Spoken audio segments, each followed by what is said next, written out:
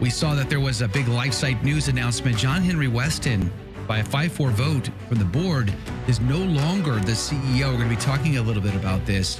I just think that there's been some discord within the ranks. I've noticed basically that the viewership and the support of LifeSite has been down. My personal gut feeling is that they're going to try to rebrand themselves conservative Catholic, not officially traditional mainstream Catholic organization. That's my feeling. I don't think it's a good, I might be wrong. I don't think it's a good decision. Nonetheless, I don't appreciate the speculators online talking about this, mythological trad Inc. There's a source related to LifeSiteNews who has given me some insight into this, and there's 2 points that I think are important to mention. By the way, my name is Joe McClane. I host a radio program called A Catholic Take, where we look at the world through a Catholic lens. I'd love for you to hang out with us. If you like it, give it a thumbs up and let us know what you think in the comments below. For LifeSiteNews, if I'm not mistaken. And this announcement today is, or actually was yesterday, it's been rocking the internet a wee bit among Catholic circles. John-Henry Westen is no longer the CEO and editor-in-chief. And it's being talked about as though it's a major upset over there. How are you seeing this story? Well, I did work there for almost 3 years, 2.5 years. I know John-Henry personally. I have spent time in his home. He's cooked me and my children a wonderful steak, and we've shared Alberta Premium, rye whiskey together. I really enjoy John-Henry's company. He's a personal friend, and I think the world of him. And I sent him a message yesterday saying that, I respect him greatly. If he needs anything, reach out to me because I think he's a great man. LifeSite is not a traditional Catholic organization. It has been historically a, pro-life organization, just in general. And that's great. That's why they were founded. And the staff in general of LifeSite has, like all of us, in the last, since the Francis pontificate and so forth, has asked a lot of questions. And many people have kind of changed their opinions on certain things to do with how do we view the papacy? How do we view the liturgy? All the things that people have been struggling with. Everyone has. And LifeSite has had to try to deal with that because it's an organization has a lot of turnover because journalism always has a lot of turnover. And there's a reason why in movies, old school movies with like the journalism bullpen and stuff and papers, everyone's smoking and everyone's an alcoholic. Because trying to be a journalist is like not natural. I mean, it's not, I don't care if you're left wing or right wing. It's what's the worst thing we can possibly get that happened today? We get people to listen. So it plays on your, you get like adrenal fatigue. Let's put it that way. There's a lot of stress going on. So they've had to deal with the changing landscape. And it was never a consensus within the organization that it was traditional or that it was not.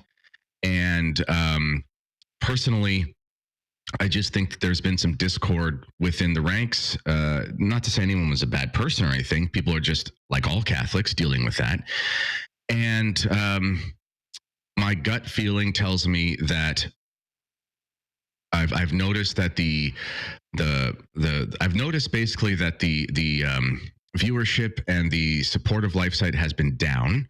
That's just if you know the metrics, you can find it. And I think they're just, my personal gut feeling is that they're going to try to rebrand themselves as a sort of conservative Catholic, not officially traditional kind of,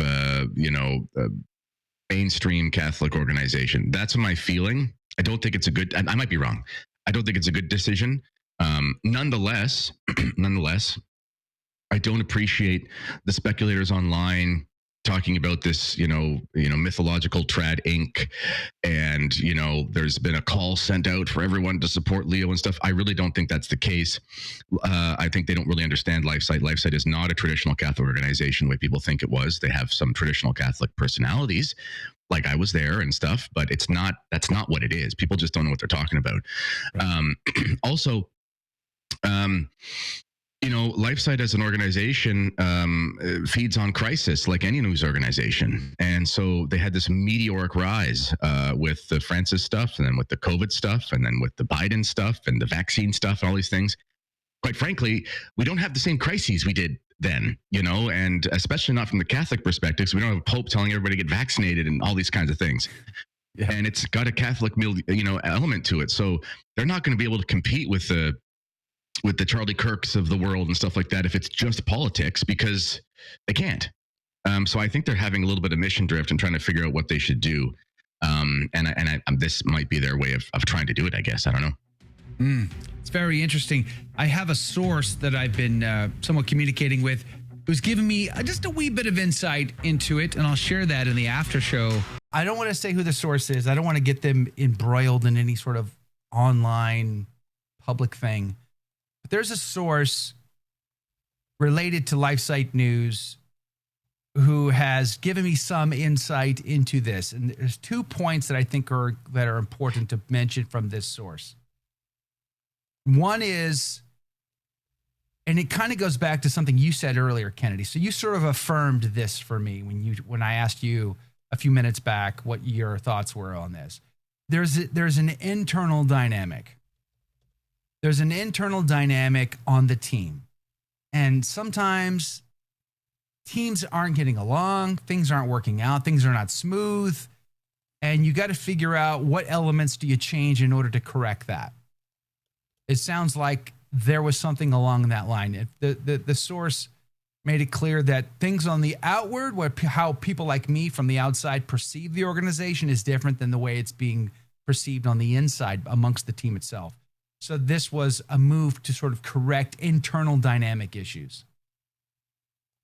It's funny because when I first read, I'll let you comment. Give me 1 second. When I first read the statement, I read it wrong. When I read it, it sounded like John-Henry Westen wanted a sabbatical. Now he's getting one. I'm like, oh, well, good for him. Good for him. I like John-Henry Westen. This is great. He's getting a break. Oh, I'm happy for the guy. And then I had to reread it. And I'm like, no, you idiot, Joe. He was voted out 5-4. Like, if he wanted a sabbatical, it would have been a unanimous decision. A 5-4 decision clearly indicates something different. So then I had to go back and go, oh, yeah, wow, okay. So there is something here. You were going to say, Kennedy? Well, I was just going to say, so I've worked for 2 nonprofits. I worked for the Fatima Center, and I worked for LifeSiteNews. And the internal dynamics of nonprofits often are like kind of a dumpster fire. And not because of like intention. I'm not saying anyone's trying to be bad. I mean, obviously we can all try to be bad, but I'm not accusing anyone of anything. I'm just saying it's tough because in these, well, it's funny. The NFL is a nonprofit, by the way. Funny really? Enough. I did not know that. It's a for-profit nonprofit, but their business model is actually genius. This is why they dominate the sports landscape, is because they took the notion of nonprofit as a model that would force equitable, basically contribution of owners, so that they would have equitable play on the field, which has made the product so much better, which has made everyone more rich, right? So it's a nonprofit for tax reasons, basically, and for business reasons, but they don't care about like society. But in the nonprofit world with religious nonprofits, it's really tough because everyone needs to make profit. So it's not, people misunderstand what that even means. Nonprofit doesn't mean we don't care if we make any money. It means it's a certain way of operating where you don't have anything left in the tank for, let's say private investment reasons at the end. It's more about how you handle the business and you get tax deductions and whatever. But within those organizations, especially when they're religious, there's always this element of where does God end and the profit begins? That's kind of a conundrum. It's like, we're doing this for the church. We're doing this for souls, all these sorts of things. Yeah, but you also have investors and donors, and they're disagreeing with each other. And you have employees, and you've promised this and that and whatnot. And you just don't avoid the politics. And there were things that would happen when I was there, Fatima Center and LifeSite, where I kind of scratched my head and I just thought, I have no idea what these people are thinking. Also, the whole notion of having the board. I mean, you saw this with Church Militant. It's not like there's some infallible process for putting people on boards. There's ways of getting people to mount against each other, like voting blocks and so forth. And so there's a lot of ins and outs that people just don't know and won't know. And even people that work there won't know these ins and outs. There was a gentleman who was at LifeSite who was ousted when I was there, and I can't remember his position, but he was kind of like second in command to two co-founders, including John-Henry, who were like kind of two heads of the organization.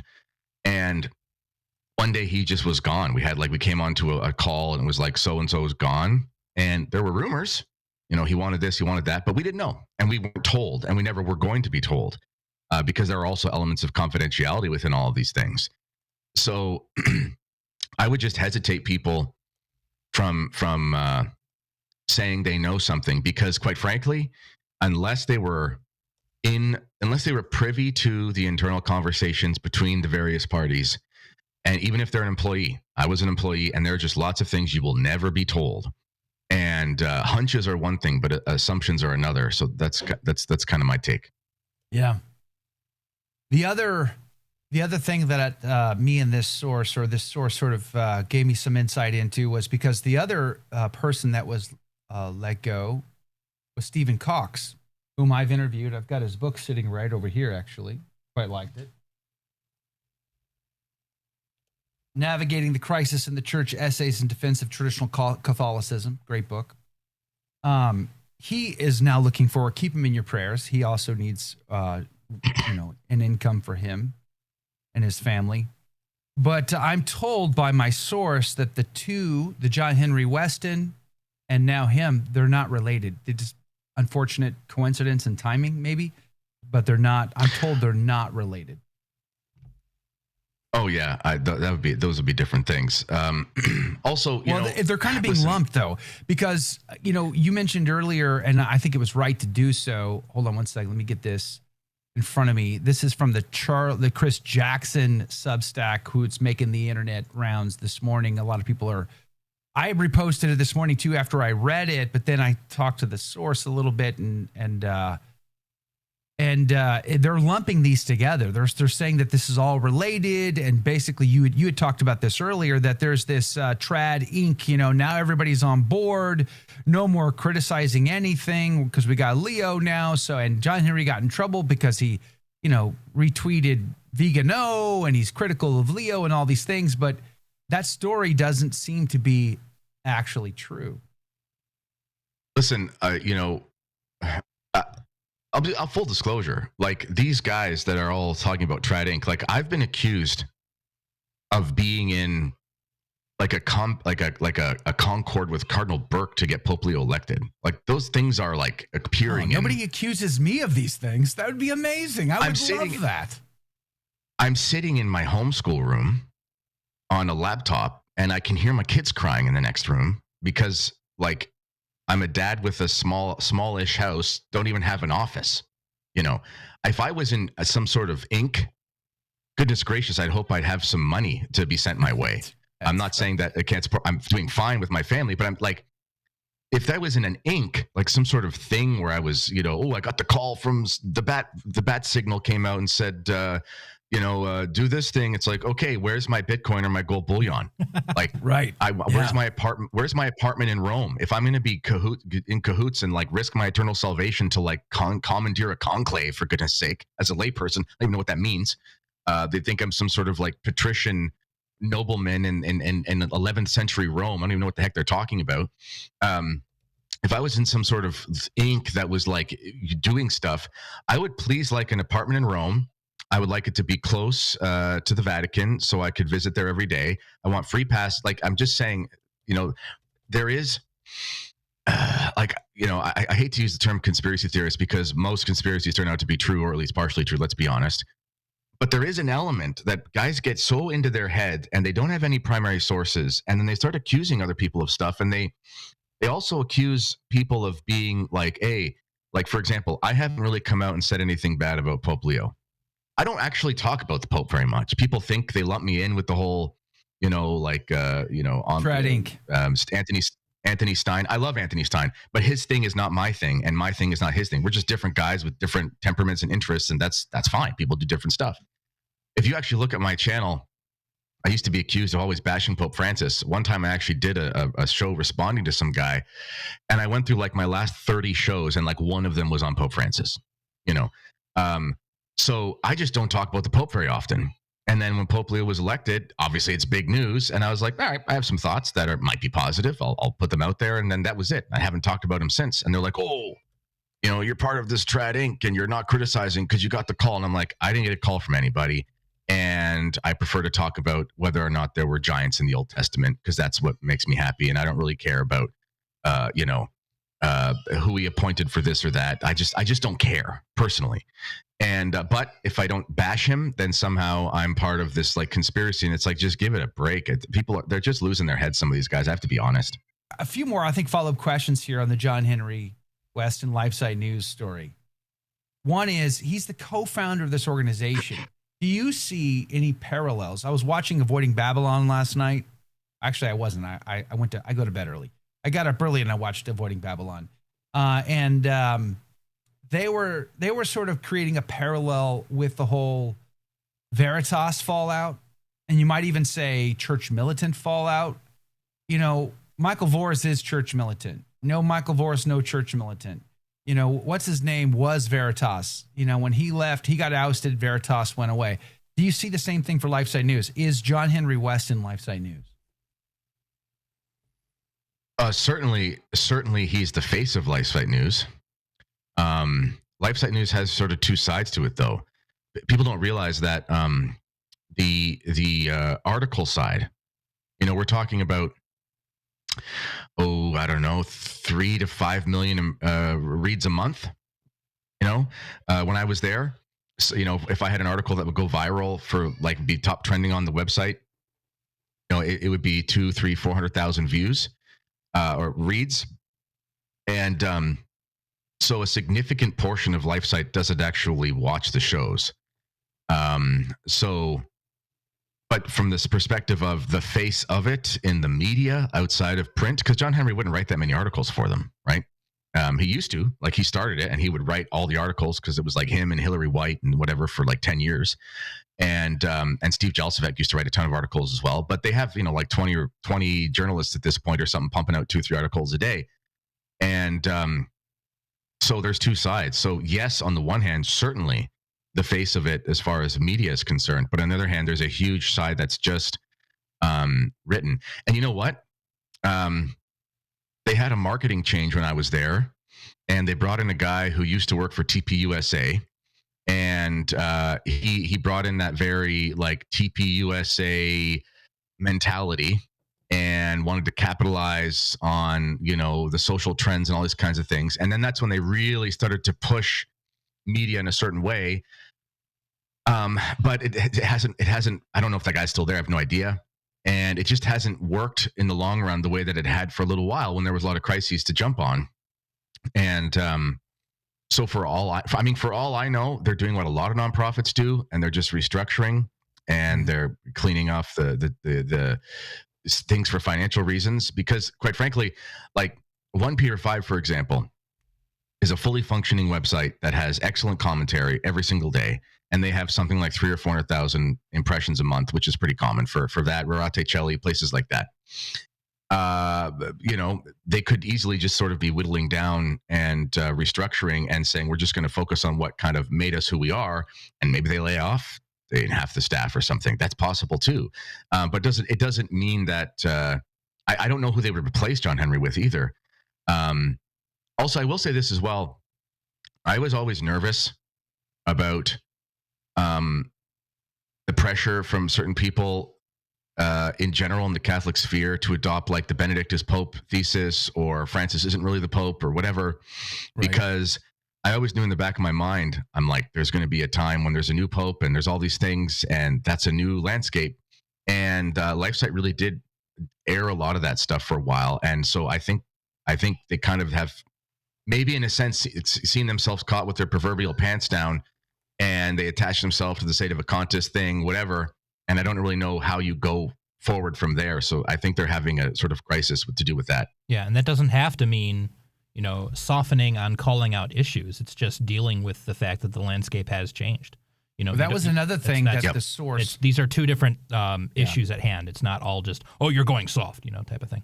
Well, that was the other thing the source said to me was the speculation about this being a move to enable LSN to go soft on church issues is not true. Mm-hmm. Though sadly, the LSN statement was not a good one. It sort of allowed the way the statement was written, they're suggesting sort of allowed the speculation to kind of go wild.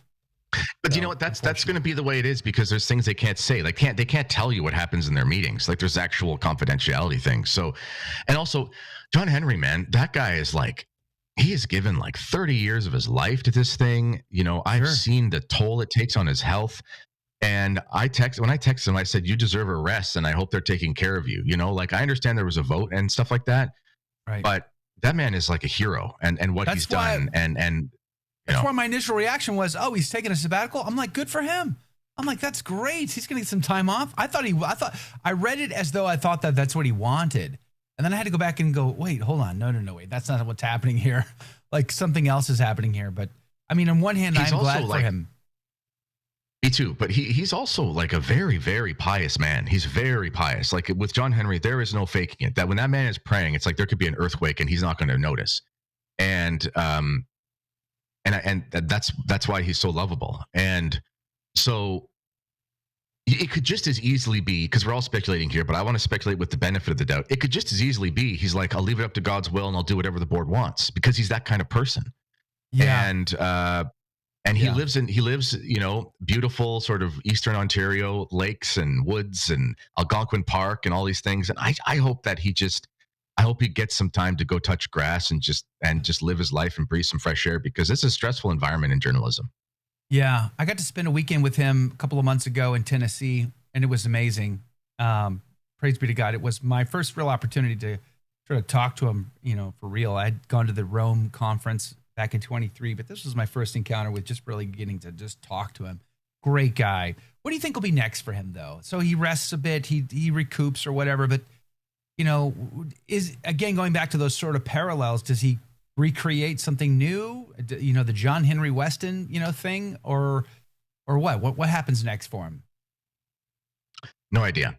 Now, that being said, LifeSite is an organization that has like resources, so it's very different than having like a podcast. You guys know you are part of an organization. You have resources at your disposal. This is why you have wonderful producer. You have 74 screens in front of you to make your show run.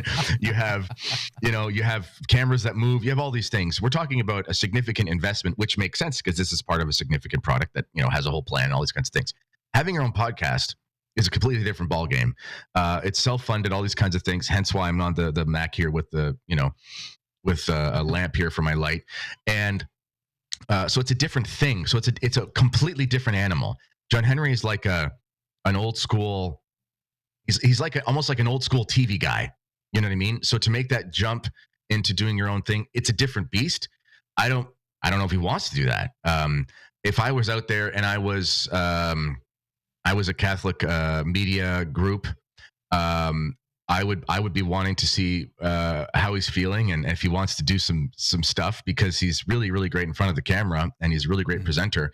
But it's a tall order to want to create your own thing. And I just, one thing about John-Henry is he's classy, and the whole time Michael Voris was going after LifeSite and stuff, his response was, we're going to pray for Michael Voris and all these kinds of things. He never got himself involved in all that. So I can't see him trying to do like a rival thing. I just think he's too moral for that sort of thing. So I don't know. Well, I wasn't even thinking about rivals. I was just thinking about him, sort of getting started again, creating something that maybe he has more control over in the future. If anybody can pull off, an independent media outlet from scratch, clearly he's demonstrated he could do it. And I would hope do it. Yeah, he does. Now the issue is, some people ask me, what about his YouTube channel? He's been blocked. I mean, YouTube deleted his channel. It wasn't just LifeSiteNews. They deleted John-Henry Westen. I checked this morning just to see. So he'd have to create a whole nother channel and hopefully get that up off the ground. But I think we're going to see something from him within the next 6 months, right? We're going to see something from him. And I'm sure that when he does launch, whether it's a podcast or anything else, I bet a lot of people will come to support him on that. And I would certainly hope 100%. Flying Tigers Rob says LifeSite News will likely lean more moderate now, like National Catholic Register, to broaden their demographic base. Anthony from Avoiding Babylon was talking about that. I don't think that's the move. And I don't think they're going to do that. You know, it's like you said, Kennedy, earlier. How do you compete with Charlie Kirk? How do you compete with like the Blaze? You know what I mean? Like a lot of times I covered the Epstein story today. I cover politics all the time on this channel from my Catholic perspective. That content generally doesn't do very well. The kind of content that does very well for me is the content where I'm talking about Catholic issues. You know, this will probably do very well. Talking about this issue of LifeSite News, not the Jeffrey Epstein story. So if I try to compete with those other outlets, there's no way I can win that. I don't have the credibility. I don't have the sources. I don't have none of that stuff. So you figure out what you're great at, and then you double down on that. That's how the content game is won. So I don't believe LifeSite News would be in their best interest to all of a sudden try to compete with the National Catholic Register. Like, they'll lose in that game. They don't have the reach that EWTN has. EWTN's a massive organization. It's the largest religious broadcaster in the planet. They have a massive reach. So why do that? Why bother with that? And this is something I used to say because I've been in the EWTN radio world for a very long time now, going back to 2013 full time, and even before that. And I've been saying it to all of my colleagues in all those years. When Church Militant was stirring the pot and they hated them, I said, hold on, Church Militant has a seat at the table. They're talking about issues that we don't talk about. I'm glad they're talking about them. Someone's got to talk about them. We're, hey, the psalm of the day, making you feel warm and fuzzy. That was our whole shtick. Never rock the boat, never say anything critical, just go along, make everybody feel good about it. That was our shtick in that world. Well, Church Militant was talking about more serious topics that nobody else was. I'm like, that's good. I'm glad they're doing it, because if they didn't, nobody would. And this LifeSite News is sort of in that same category, although more legitimate, in my opinion, in many ways than even Church Militant was. So I don't see them going that way. I think if they have anybody on staff still that has a clear thought in their head, I don't think they're gonna say, hey, we should go more mainstream. I just don't see it. I think they'll lose, and I think it'll become obvious very quickly. If LifeSite News is going to continue, then they have to figure out what they're great at and double down on that. Now, maybe there's an effort to be more balanced or more, fair, or maybe there's an argument for that. Like maybe if the argument is, well, we're too critical of Leo too soon. If that's the argument, which I don't actually think that's the argument, but if that's the argument, then maybe there's something to be said there. Like, we can still call a spade, but not like do it with a sledgehammer, that kind of thing. But at the end of the day, also, I don't see him changing. Go ahead. Well, every organization has a shelf life too. I mean, there's a certain point where people they're just not interested anymore in certain ways. That's just how it goes. I mean, nothing lasts forever, as they say. I mean, LifeSite has been around since before 2000. At one of the staff meetings, we had like screenshots from the archive of the old LifeSite site with like Netscape Navigator and stuff like that. I mean, they've been around for a long time. That's great. And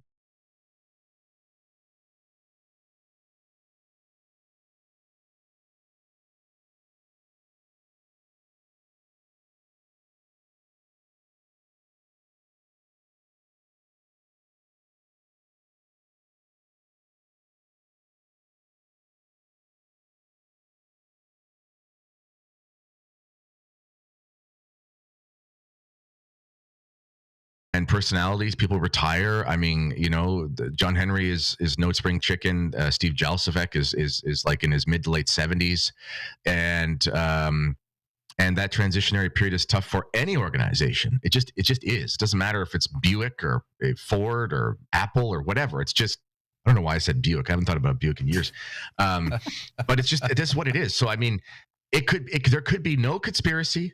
There could be no ill will. There could be no nonsense. It's just we're restructuring because we're in a transitionary period, because the writing's on the wall, because that's just what's happening. And you notice, like, again, go back to these Charlie Kirk guys and stuff like that. Those guys will be gone one day. And those organizations that stay relevant, like these longtime TV broadcasters and stuff, I mean, they're soulless. You know, that's the difficulty with trying to compete in this world of media. If you have morals, is that there's just certain things you're never going to be able to do because you don't want to go to hell. So these political organizations, it's like they latch themselves to whatever Republican is whatever, or whatever Democrat is whatever, and then they have this blend of crisis and apologetics and about face and whatever, and they're always going to do that. But you can't do that if you're a Catholic. So at a certain point, you might just kind of have to give up because there's no more juice to squeeze out of the lemon, and that's fine. But the temptation will always be to turn it into a quote unquote grift, and there's too much integrity over there to do that. So it just could be the shelf life, and that's fine too. There's no conspiracy involved in that. I speak for myself. I don't believe that Chris Jackson has got it all figured out. In fact, I was saying that I have sources that say that are telling me otherwise. He's sort of running with the emotional aspect of it rather than some of the facts on the ground. So it is, I guess, a more complicated issue than we'd like it to be, but it is what it is, and I think that's the bottom line. I don't want to see LifeSite News go away. I think they've done some great work. Praise be to God. I also want to see John-Henry Westen, obviously provide for his family. I mean, that's a concern right now. What happens next for him? I'm very concerned about that. I want everything to work out for him and for Stephen Kokx, by the way, who's also looking for work, so keep him in your prayers. But I was also told, just to reiterate, these two are not related by the source, that their departures are unrelated to each other. So people are linking them together like Chris Jackson is, but their source is telling me no. They did acknowledge that there is a lot of speculation. He says, quote, "We acknowledge the significant online speculation surrounding this decision, but wish to clarify that much of it is inaccurate." So they're not denying necessarily, but they're saying, listen, you don't have the full story. And I don't think there's any reason not to believe them on that. Sort of like, if that's what I've been saying. I mean, the Chris Jackson Substack, he basically throws that out the window and says, well, the real story is this. Why? Why should we assume that they're lying to us here? I don't think there's anything to believe or to make the assumption that they're not telling us the truth. They are. They're saying, hey, there's things you don't know. It's not as bad as you think it is. There's other factors that you are unaware of. Okay, I guess. I mean, I want to know what those are, but I guess fair enough. Yeah, you can't make us. You got to be careful with. Everyone has to be careful with assumptions. I don't care if you're left wing or right wing. It's like the ASS or assuming makes an ASS out of you and me kind of thing. Someone recently told me that way. I forget who it was. Well, there you go.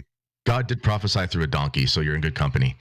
But yeah, and they can't replace John-Henry though with anyone. Like they can't. You can't just get rid of the guy and say, by the way, here's a new guy. Like him just as much. It's not going to happen. So my gut tells me revenue is down because I can see that traffic towards this stuff is down just by numbers that you can see through metrics that if you know what you're looking for, you can look for it. I can see that. And so, I mean, maybe they're, I mean, if they're trying to bring in another guy to be the JH, I think that's very unwise. My gut tells me they're restructuring and they're going to sort of go back to what they always did before the media side became a huge part of it. And I wouldn't be surprised if there are a number of layoffs.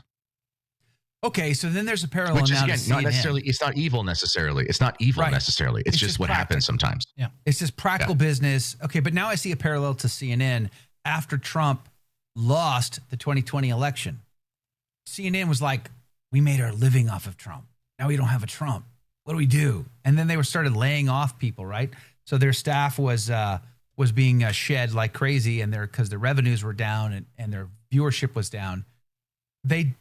They survived it because they're a big organization. Maybe they can absorb a big punch like that. But can LifeSite News Can they shift to survive if they were living off of the Francis pontificate, I guess is my question. And you seem to be thinking maybe not. No one can. This is why, like, so when I was a school teacher, and then I didn't want to be a communist COVIDian jackboot or whatever, so I decided Seems to unreasonable of you. So I transitioned into other, and I saw the writing on the wall, and I said, okay, I got to get out of this. And I had sort of a soft landing, and then Fatima Center asks me to make videos because I had been writing a weekly blog for them, and it was very gracious of them. And I said, sure, I'll do that, you know. And then because of that time, it's like if you put COVID, Great Reset, and Fatima in the title of any video, it was like 100,000 views just for showing up, you know. Right. And that was just how it was. And then I just sort of realized, I said, for whatever reason, I said, this isn't going to last forever. And so I got a stable job, like a stable income, working for LifeSite as a journalist. I was very grateful. They were very good to me. I have no complaints. You know, it was a good place to work. I learned a ton, especially Dorothy McClane, one of the editors over there. I used to call her Professor McClane. She's actually like, I mean, she's the kind of woman as far as her literary chops, like Penguin Books could pick her up and say, you know, edit the bestsellers and whatever. And she could do that. She's a legitimate bona fide. She's amazing. English I get to hang out with her in Rome. She's the best. But she's also just a faithful, traditionally minded Catholic woman. So she just wanted to do something that her conscience could handle. So that's why she would do that, you know, and that makes sense. But I learned a ton from her. And then, you know, circumstances in my own life, largely my wife, when she got hurt, I had to take a leave of absence to take care of her and the children and whatnot. She's fine now, but it was a rough time. And I just, you know, reassess things as you do. You got to move on sometimes. And that's what I had to do. And, but I realized when I started doing the YouTube thing, I was like, you know, friends of mine said, do the Kennedy Report and do the news stuff. And I was like, okay, because that's kind of what I was doing with Fatima Center. And so I did. And I just thought to myself, there is no way that I can do this. I don't have the stomach for it. I can't do the whole breaking news thing. Some people can, and that's great. I just don't have the stomach for it. And I realized I had to, in a sense, kind of like restructure my expectations, what sort of thing I wanted to do. So I decided it's like, all I want to talk about is traditional Catholicism, which is a big enough thing, but it's niche. And I said, that's fine. I'm just going to find the niche, and I'm going to be in that niche and be happy about it. And I'm very happy I did that personally, because I've seen, you know, a variety of online Catholic creators and stuff and organizations rise and fall because they were attached to the, you know, if Pope Francis bleeds, it leads. And that is gone. And people get tired of things, and people have short attention spans. So you have to, and then you look at people who are on the ascendancy, like Dr. Kwasniewski. His Substack is like a major bestseller on Substack, and he talks about the liturgy 17 times a day. You know, I'm not criticizing him, I'm just saying that's what he does, and it's amazing. And he doesn't have to rely on a news cycle because he has not made that his audience, and that's tough. Yeah, absolutely. We all have to find our piece of the puzzle, of the overall Catholic puzzle, and how we best serve, and then we need to just double down on that, whatever that is.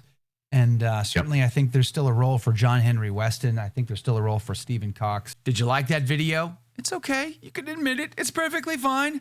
Hey, we cover the big stories of our day, from inside the church to outside the church to all points in between, and we do it from a Catholic perspective. It's called A Catholic Take. It's a radio program Monday through Friday. We live stream it right here on this channel, by the way, so make sure to subscribe, like, and share. We would be very grateful to you. And don't forget, you're going to want to watch this video right here because you don't want to miss anything.